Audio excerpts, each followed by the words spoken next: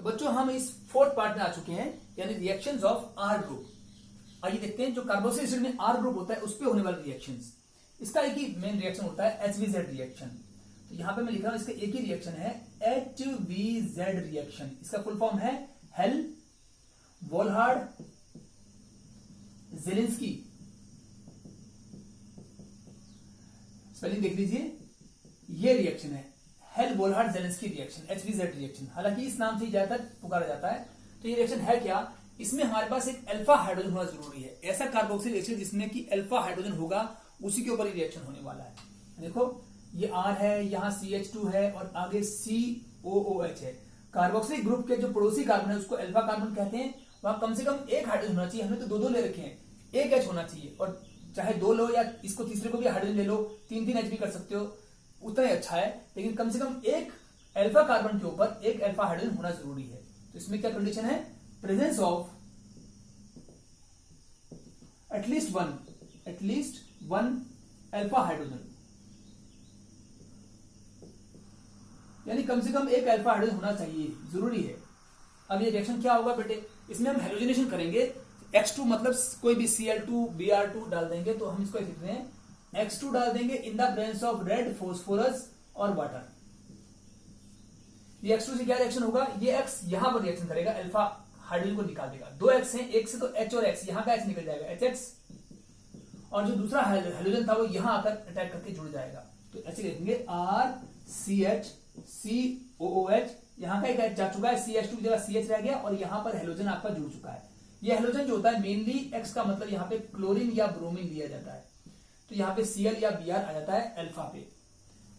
इसे हम क्या कहेंगे, ये पूरा कार्बोक्सिलिक एसिड था, उसके नाम से एसिड तो आएगा ही, लेकिन इसमें अल्फा कार्बन पे हेलोजन आ चुका है, X का मतलब हेलोजन, तो इसे कहेंगे alpha hello acids. Alpha hello acids बनेंगे इससे। जिस तरह का कार्बोक्सिलिक लेंगे वैसे एसिड बनेंगे, लेकिन अल्फा पे हेलोजन तो आएगा ही। तो ये बनता है इसमें। अब इसी से जुड़े हुए कई रिएक्शन और हैं, हालांकि इस कैटेगरी में एक ही रिएक्शन आता है, पर इससे जुड़े हुए कई रिएक्शन आने वाले हैं, वो सब इसका पार्ट है, इस फर्स्ट का ही पार्ट है। तो अब हम ये जो बना रहे हैं अल्फा हेलो एसिड्स, इनके रिएक्शन तरह तरह से करने जा रहे हैं। देखिए इसका मैं ए पार्ट लिख रहा हूं, यहीं से कर लेते हैं। ये था आपका RCH COOH और यहां पर हेलोजन था, इसको मैं 2-3 बार लिख लें या यहीं से कर देते हैं। इसके ABCD पार्ट, RCH हेलोजन था अल्फा पे और आगे COOH था, ये वही है अल्फा हेलो एसिड्स। इसके रिएक्शन में 2-3 चीजें करूंगा, या तो एक्वस क्यूएच से करूंगा, ये ए पार्ट ले लो, एक्वस क्यूएच से कर रहे हैं। बी पार्ट ले लेते हैं एल्कोहलिक क्यूएच, तो मैं पहले एल्कोहलिक लेता हूं। चलो एल्कोहलिक क्यूएच से अलग रिएक्शन होगा, एक्वस क्यूएच से अलग रिएक्शन होगा, अमोनिया से अलग होगा और एक और भी होगा KCN से। तो हम इसको ऐसे कर रहे हैं, एक तो ले रहे हैं अमोनिया, एल्कोहलिक फॉर्म में ले रहे हैं, लेकिन तो यहां पे लेते हैं एल्कोहलिक NH3 अमोनिया, और चौथा ले रहे हैं alcoholic KCN potassium cyanide KCN। ये 4 रिएक्शन हम बारी बारी करेंगे, सब में नीचे वाले 3 सेम होंगे और ऊपर वाला अलग। पहले तो देखो, जब ये हम एल्कोहलिक क्यूएच डालेंगे तो क्या होगा, डिहाइड्रो हेलोजिनेशन होगा। लिखता हूं डिहाइड्रो, आपको याद होगा ये कंडीशन पहले भी थी, हेलोजिनेशन होता था। अब कैसे होगा देखो, अगर किसी कार्बन चेन के ऊपर हेलोजन हो तो वहां से एक हेलोजन और एक H निकल जाता है, हाइड्रोजन और हेलोजन निकल जाएगा, इस R में से हाइड्रोजन निकल जाएगा। इस R को भी थोड़ा सा और एक्सपेंडेड कर रहा हूं, RCH2 लिख देता है, कोई कार्बन चेन और लंबी कर दी, यहां का H और यहां का X निकल जाएगा। तो लिख रहे हैं RCH double bond CH COOH। देखो यहां का X था और यहां का H निकल गया, तो डिहाइड्रो हेलोजिनेशन। K निकालेगा X को और OH निकालेगा H को, मतलब वाटर की फॉर्म में, और ये बन जाएगा एल्कीन बन गया। तो ये अल्फा बीटा अनसैचुरेटेड, अल्फा और बीटा के बीच में डबल बॉन्ड आ रहा है, तो बोलेंगे अल्फा बीटा के बीच में अनसैचुरेशन आ रहा है, अनसैचुरेटेड एसिड है। तो ये कार्बोक्सिलिक एसिड ही COH लगा है, लेकिन अल्फा और बीटा कार्बन के बीच में डबल बॉन्ड आ रहा है, अनसैचुरेशन मतलब डबल बॉन्ड, तो इसे कहेंगे अल्फा बीटा अनसैचुरेटेड एसिड्स। ऐसे एसिड इसमें बनने वाले हैं। लेकिन अगर हम एक्वस क्यूएच लेंगे तो कुछ नहीं होगा, यहां से X चला जाएगा और OH आ जाएगा, K और X निकल जाएगा और OH यहां आ जाएगा। सब्स्टिट्यूशन हो रहा है यहां पर, OH माइनस ने X माइनस को निकाला, न्यूक्लियोफिलिक सब्स्टिट्यूशन। तो लिख दें RCH2 था, CH था, COOH था, जैसा मॉलिक्यूल है वैसे ही है, बस यहां से X चला जाएगा और OH आ जाएगा, यानी अल्फा कार्बन पे हाइड्रोक्सी आ जाएगा, अल्फा हाइड्रोक्सी। और बाकी ये एसिड तो है ही, एसिड्स, ऐसे एसिड्स बनेंगे। तीसरे में चलते हैं, अमोनिया डालोगे तो यहाँ पे NH2 आ जाएगा, तो लिख दो फिर से RCH2CH और यहां पर X चला जाएगा और NH2 आ जाएगा। NH3 का H और ये X, HX निकल जाएगा, -HX और अमोनिएशन हो जाएगा, मतलब अमाइन ग्रुप आ जाएगा ऊपर। तो अल्फा पे अमीनो ग्रुप आ चुका है, NH2 मतलब अमीनो, तो लिखेंगे अल्फा अमीनो एसिड्स, ऐसे बनेंगे इसमें। और ये चौथे वाला जो है एल्कोहलिक केसियन वाला, थोड़ा नीचे लिख देते हैं, एल्कोहलिक केसियन। इसमें क्या होगा भाई, ये CN आ जाएगा यहां पर, तो लिख देते हैं एक बार RCH2CH और COOH था। यहां पर आपका हेलोजन जो था चला गया और साइनाइड ग्रुप आ गया। हेलोजन कहां गया, K के साथ निकल गया, KX निकल गया। तो यहां पर भी X का मतलब क्लोरीन ब्रोमीन है, तो यहां पे उसी तरह से KCl या KBr निकल जाएगा। और ये अल्फा कार्बन पे साइनो आ गया, साइनो ग्रुप, तो अल्फा साइनो एसिड्स। इनका IUPAC नेम भी दे सकते हैं, यहाँ पे जितनी कार्बन चेन होगी उसे गिनकर, जैसे यहाँ पे अगर 1 2 3 और यहाँ पे भी कार्बन होता तो ब्यूटेन, और यहाँ पे 2 पर साइनो, 2 साइनो ब्यूटेन नोइक एसिड, ऐसे नाम हो जाता। लेकिन इसको इन जनरल इनको अल्फा साइनो एसिड्स कह सकते हैं। तो ये है, ये चारों रिएक्शन जो दिखाए गए नीचे, ये सब इसी के पार्ट है। पहले हम बना रहे अल्फा हेलो एसिड और फिर अल्फा हेलो एसिड्स के ही रिएक्शन है ये रिएक्शन इसके नहीं है, कार्बोक्सिल के नहीं है, ये उसके डेरिवेटिव के हैं, अल्फा हेलो एसिड्स के। अब इसको हम 4th पार्ट पूरा हो चुका, 5th पार्ट में चलेंगे। अब आएंगे, अगर यहां पर कार्बोक्सिल में यहां पे रिंग होता तो रिएक्शंस ऑफ अराइल ग्रुप क्या कर, जैसे कार्बोक्सिल होता है RCOOH, क्या यह रिंग नहीं होता, बेंजीन रिंग भी हो सकता है, अराइल भी हो सकता है, ArCOH भी हो सकता है, AR मतलब बेंजीन रिंग हो सकता है।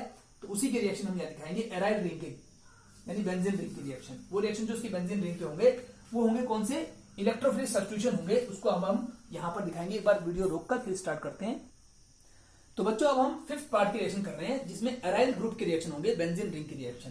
तो उसके लिए हम पहले ही बेंजोइक एसिड लें, शुरू में ही एरोमेटिक कार्बोक्सिलिक एसिड लेते हैं। हम स्टार्टिंग ही इससे करेंगे, कार्बोक्सिलिक एसिड हमारा एरोमेटिक ले लिया, इसके रिएक्शन होंगे। अब की बार रिएक्शन COH में कहीं नहीं होंगे, इसमें होंगे बेंजीन रिंग में। तो इसके 2-3 रिएक्शन ही हैं। एक तो हम ले रहे हैं bromination in the presence of FeBr3 या क्या बोलते हैं AlBr3, कोई भी लुईस एसिड यहां पे लेंगे। ये लुईस एसिड कैटलिस्ट है, इसकी प्रेजेंस में ब्रोमिनेशन किया जा रहा है। और क्या होगा ब्रोमिनेशन, देखिए ये जो ऊपर कार्बोक्सिलिक ग्रुप है COOH, ये वैसे ही रहेगा, लेकिन ये ग्रुप होता है, ये जो ग्रुप है ये इलेक्ट्रॉन विड्रॉइंग ग्रुप होता है, ये वाला। तो ये करेगा क्या, इलेक्ट्रॉन विड्रॉइंग ग्रुप हम जानते हैं कि वो मेटा डायरेक्टिंग होते हैं, मेटा डायरेक्टिंग ग्रुप होते हैं। इस कारण से जो लिखा है हमने कि COH ग्रुप एक इलेक्ट्रॉन विड्रॉइंग ग्रुप है, वो आने वाले ग्रुप को मेटा पे भेजेगा। यहां से जो Br आएगा वो मेटा पे जुड़ेगा आकर। यहां का जो H था, यहां का H चला जाएगा, H और Br निकल जाएगा, HBr, और ये Br जो है वो यहां आकर जुड़ जाएगा। ये जो Br जुड़ रहा है, अगर ये Br माइनस की फॉर्म में आया था, सॉरी Br प्लस की फॉर्म में, तो इलेक्ट्रोफाइल की फॉर्म में आया था, एक इलेक्ट्रोफाइल आएगा और H प्लस को निकाल देगा, Br प्लस आएगा, H प्लस को निकाल देगा दूसरे Br के साथ। तो अब हमारा इलेक्ट्रोफिलिक सब्स्टिट्यूशन रिएक्शन हो रहा है ये। तो इसमें हमारे होंगे इलेक्ट्रोफिलिक ES रिएक्शंस होंगे, इलेक्ट्रोफिलिक सब्स्टिट्यूशन रिएक्शंस इसके अंदर आएंगे।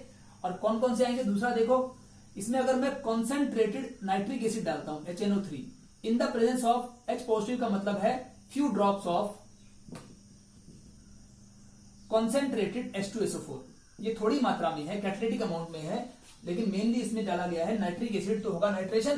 कैसे होगा भाई, इसमें हमारा फिर से वही होगा कि COH ग्रुप जो है आने वाले नाइट्रो ग्रुप को मेटा पे भेजेगा, नाइट्रो ग्रुप इलेक्ट्रोफाइल ग्रुप में आएगा और यहां से H प्लस को निकाल देगा, और H प्लस इसके साथ मिलकर OH के साथ मिलकर, इसके 2 हिस्से होते हैं बेटे, NO2 प्लस और OH माइनस।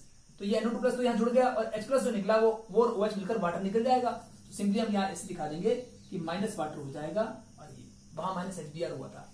और एक थर्ड रिएक्शन और देख लीजिए, सिंपल था कि अगर मैं सीधा ही कॉन्सेंट्रेटेड सल्फ्यूरिक एसिड H2SO4 ही डालता हूं केवल, तो सल्फोनेशन होगा, वो भी मेटा पे। इसके मेटा पोजीशन पे सल्फोनेशन मतलब SO3H होगा। इसके भी 2 पार्ट थे, SO3H वो तो आ चुका, और OH था, OH और यहाँ पे H वाटर निकल जाएगा। तो ये हो रहा है आपका सारी कहानी, ये सब। अब इसको बोले क्या, मेटा ब्रोमो, वही है बेंजोइक एसिड, तो इसका नाम होगा कॉमन सिस्टम में मेटा ब्रोमो बेंजोइक एसिड। और IUPAC में इसी का नाम हो जाएगा 1 2 3 ब्रोमो, नंबरिंग कर लो तो 3 पे आ जाएगा। वैसे मेटा पोजीशन भी है, तो इसको कहेंगे 3 ब्रोमो बेंजोइक एसिड। हाँ, आईयूपीएसी में वैसे सही से नाम बेंजोइक एसिड का पूरा नाम वैसे बेंजोइक एसिड नहीं होता है, उसका नाम होता है साइक्लो 135 ट्राईइन, ऐसा नाम होता है, लेकिन वो बहुत लंबा होता है, इसलिए बेंजोइक एसिड नाम उसमें से क्या है कॉमन सिस्टम से अडॉप्ट कर लिया गया है। तो वो झगड़े का सवाल नहीं है, बस हम इसको लिखेंगे मेटा ब्रोमो बेंजोइक एसिड, इसको बोलेंगे मेटा नाइट्रो या 3 नाइट्रो बेंजोइक एसिड।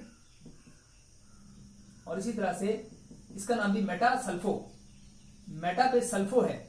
अगर ये sulpho group principal functional group होता तो इसकी वजह से लास्ट में सल्फोनिक एसिड लगता, लेकिन क्योंकि यहां पहले से ही प्रिंसिपल फंक्शनल ग्रुप COH मौजूद है, कार्बोक्सिलिक ग्रुप प्रिंसिपल है, तो ये कैसा हो गया सेकेंडरी फंक्शनल ग्रुप। क्योंकि इसमें सल्फोनिक एसिड ग्रुप जो है वो सेकेंडरी है, तो उसका प्रीफिक्स क्या लगेगा, सल्फो लगेगा, प्रीफिक्स सल्फो होता है, तो मेटा सल्फो बेंजोइक एसिड इसका नाम हो जाएगा। इस प्रकार से इनके ये प्रोडक्ट्स बनेंगे। ये 3 रिएक्शन इस कैटेगरी में आएंगे, रिएक्शंस ऑफ अराइल ग्रुप। तो अब हम इसको ओवर करते हैं, इसके साथ ही केमिकल प्रॉपर्टीज मेनली ओवर हो चुकी हैं। इनके ऊपर ही इन रिएक्शन के ऊपर कई क्वेश्चन बन सकते हैं जो हम अगले वीडियोस में बाद में बताएंगे। ओके बच्चों, थैंक यू।